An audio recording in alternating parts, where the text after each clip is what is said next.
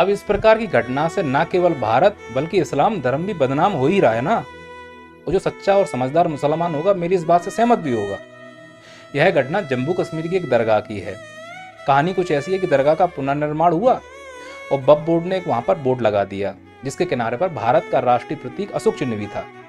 फिर अचानक से कुछ ऐसे लोग जिनका इस्लाम से कोई लेना देना नहीं है, ना ही इस्लाम की समझ लग रही है, वो जाहिलों की भीड़ हाथ में पत्थर लेकर पहुंचती है दरगाह के अंदर और भारत के राष्ट्रीय प्रतीक चिन्ह को जाकर तोड़ना शुरू कर देती है, यह कहते हुए कि इस्लाम धर्म में बुत परस्ती हराम है।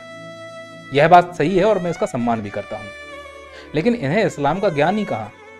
और अगर इन्हें इस्लाम का ज्ञान है, वो पूरा इस्लाम समाज ये मान रहा है कि भारत का राष्ट्रीय प्रतीक चिन्ह बुत यानी कि मूर्ति है और दरगाह के अंदर बुत परस्ती हराम मानी जा रही है, यह कहते हुए कि राष्ट्रीय प्रतीक चिन्ह एक मूर्ति है, तो इन जाहिलों से जो कि इस्लाम धर्म की कोई समझ नहीं रख रहे हैं, इस भीड़ से मैं बात कर रहा हूँ।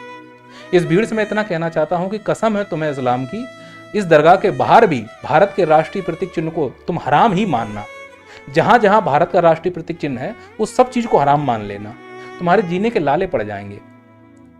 भारत में अशांति फैलाने के लिए जो तुमको बाहर से फंडिंग हो रही है ना, भारत के रुपए के रूप में, तो उसके किनारे पर जो भारत का राष्ट्रीय प्रतीक चिन्ह है, सोचो अगर तुम्हारे लिए हराम हो जाए तो तुम ये सब काम करोगे क्या?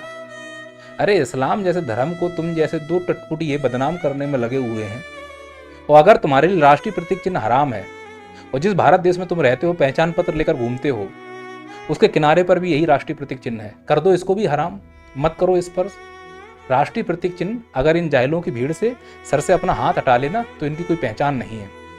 और जो सच्चा समझदार मुसलमान होगा मेरी इस बात से सहमत होगा कि ऐसे लोग केवल इस देश में अशांति फैलाने के लिए आते हैं।